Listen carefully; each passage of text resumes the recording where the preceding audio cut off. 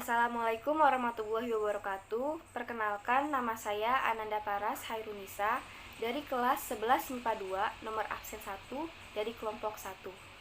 Perkenalkan, nama saya Anton Eka Prayoga dari kelas 11 MIPA 2, kelompok pertama, absen 02. Perkenalkan, nama saya Azam Yudananto dari kelas 11 MIPA 2, nomor absen 3. Perkenalkan, nama saya Bagas Putra Bayangkara dari 11 MIPA 2, nomor absen 04. Di video ini saya akan menjelaskan materi prakarya, yaitu tentang perencanaan usaha makanan internasional. Pada awalnya, berbagai jenis masakan hanya bisa dinikmati di negara asalnya. Namun, berkat kemajuan teknologi, manusia tidak lagi hanya beraktivitas di suatu tempat. Seringkali mereka harus melakukan aktivitas di luar daerah asalnya, sehingga timbullah interaksi antar daerah, bahkan antar negara.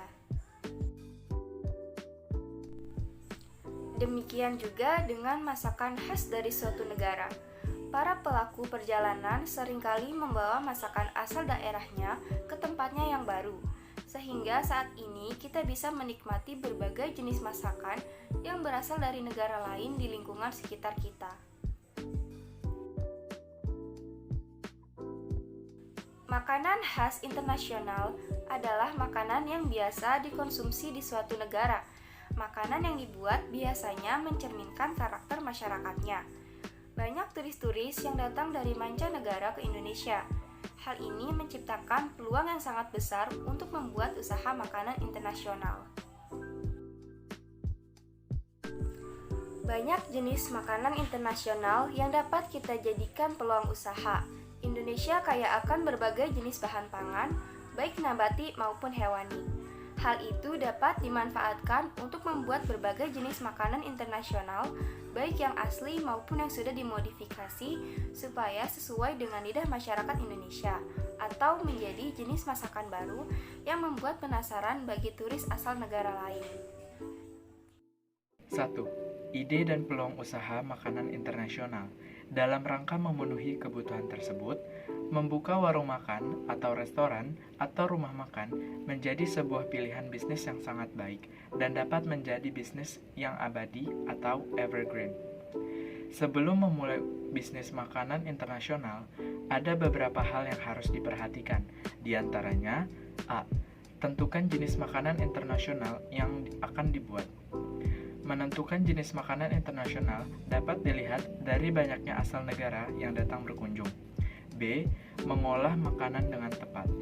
Cita rasa yang lezat menjadi salah satu faktor penentu suksesnya bisnis kuliner. C. Gunakanlah bumbu yang tepat. Ada beberapa jenis makanan internasional yang menggunakan bumbu asli. Jika memungkinkan, gunakan bumbu yang asli. D. Carilah lokasi yang tepat. Pilihlah lokasi usaha yang strategis yang mempermudah calon pembeli datang ke warung makan atau restoran. E. Tentukan harga yang bersaing. Ketika memulai usaha, sebaiknya tidak memasang tarif yang terlalu mahal. F. Berikan pelayanan yang prima. Berikan pelayanan yang berkualitas, misalnya cepat, cekatan, dan ramah. G. Konsisten dalam pelayanan. Buka tutuplah warung dengan jadwal yang tetap. Di sini, saya akan menjelaskan tentang sumber daya yang dibutuhkan dalam usaha makanan internasional. Suatu produk tidak akan berjalan tanpa adanya faktor-faktor produksi atau sumber daya ekonomi. Faktor produksi ini adalah setiap benda atau jasa yang digunakan untuk menciptakan, menghasilkan, atau meningkatkan nilai guna suatu barang ataupun jasa. Faktor-faktor produksi merupakan sumber daya ekonomi yang diperlukan untuk menghasilkan barang dan jasa. Faktor produksi ini dibedakan menjadi 4 macam, yaitu faktor produksi alami, tenaga kerja, modal, dan kewirausahaan. Keempat faktor tersebut dikelompokkan menjadi 2, yaitu faktor produksi asli dan faktor produksi turunan. Faktor produksi alam dan tenaga kerja termasuk ke dalam faktor produksi asli. Sedangkan faktor produksi modal dan kewirausahaan termasuk faktor produksi turunan.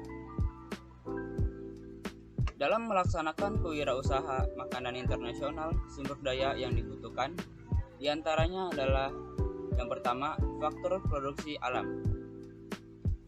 Faktor produksi alam adalah segala sesuatu yang tersedia di alam yang dapat dimanfaatkan manusia untuk melaksanakan produksi.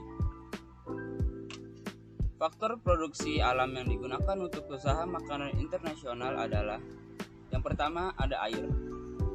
Air dapat digunakan untuk mencuci alat dan bahan makanan, memasak, dan juga minum. Yang kedua, tanah. Tanah dapat digunakan sebagai lokasi usaha. Yang ketiga, iklim dan udara. Iklim dan udara sangat berpengaruh pada usaha makanan. Misalnya untuk daerah dingin, buatlah makanan yang dapat menghangatkan tubuh. Yang keempat adalah tumbuh-tumbuhan dan hewan. Tumbuhan dan hewan merupakan faktor produksi utama dalam usaha makanan internasional. Ada berbagai jenis tumbuhan dan hewan yang dapat digunakan sebagai bahan makanan internasional. Selain itu, hewan juga dapat digunakan untuk mengangkut bahan makanan. Yang kedua, ada faktor produksi tenaga kerja. Faktor produksi tenaga kerja adalah segala kemampuan yang dimiliki manusia, baik jasmani maupun rohani, yang digunakan dalam proses produksi. Faktor produksi tenaga kerja yang digunakan pada usaha makanan internasional adalah yang pertama, tenaga kerja jasmani. Tenaga kerja jasmani adalah tenaga kerja yang lebih banyak menggunakan kekuatan fisik berupa keterampilan dan merupakan tenaga kerja pelaksana. Tenaga kerja jasmani dapat dibagi berdasarkan pendidikan dan latihan yang dimiliki tenaga kerja,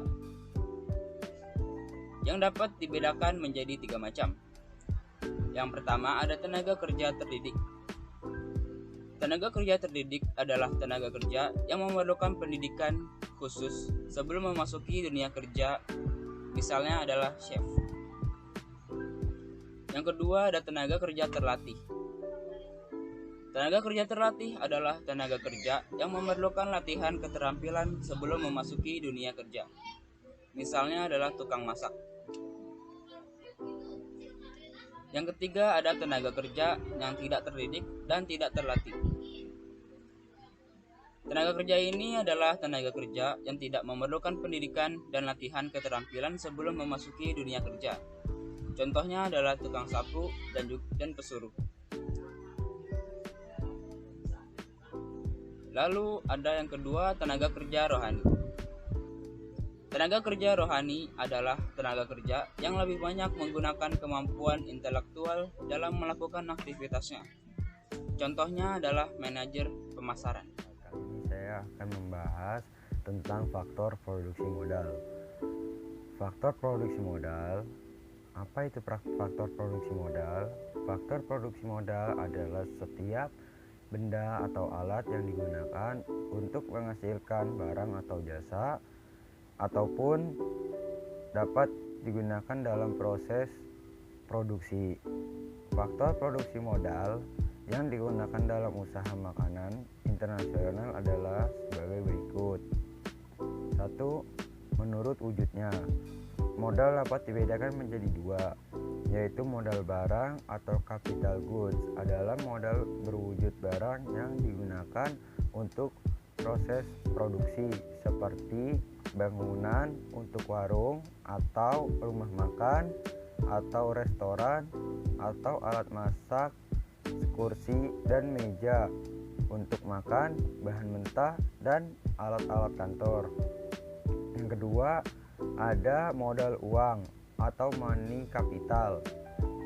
Money capital adalah daya beli modal yang berbentuk uang sebelum diubah menjadi modal barang seperti uang tunai, simpanan di bank, dan saham. Yang kedua itu ada menurut fungsinya. Modal dibedakan menjadi 2, yaitu modal perorangan atau privat Kapital adalah modal yang menjadi sumber pendapatan bagi pemiliknya, seperti tabungan di bank dan hasil usaha dagang. Yang kedua ada modal masyarakat atau sosial kapital, adalah modal yang dipakai dalam proses produksi dan berguna bagi masyarakat umum jalan masuk ke lokasi usaha. Yang ketiga ada menurut sifatnya. Modal dibedakan menjadi dua, yaitu A. Modal tetap atau fixed capital adalah barang-barang yang dapat digunakan beberapa kali proses produksi seperti warung, alat masak, dan kendaraan. Yang kedua ada modal lancar atau variabel capital, adalah barang-barang atau alat yang habis dipakai dalam satu kali proses produksi seperti makanan, kwitansi, daftar menu untuk pemesanan makanan. Dan yang keempat ada menurut bentuknya. Modal dibedakan menjadi dua, yaitu modal nyata atau konkret, adalah barang modal yang nyata atau berwujud yang digunakan dalam proses produksi, contohnya peralatan masak dan bahan baku.